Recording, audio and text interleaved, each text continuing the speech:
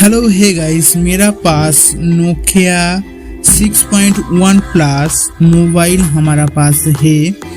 जो इस मोबाइल में चार्जिंग नहीं शो हो रहा है, चार्ज नहीं हो रहा है मोबाइल में, और बैटरी कनेक्टर में वोल्टेज तो पास नहीं हुआ।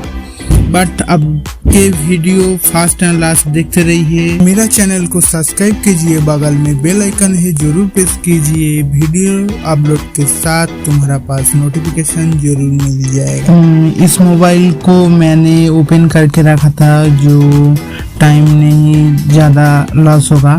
तो इस मोबाइल का जो चार्जिंग पिन था उसमें वोल्टेज सही आ रहा है, बट बैटरी कनेक्टर में वोल्टेज नहीं आ रहा है।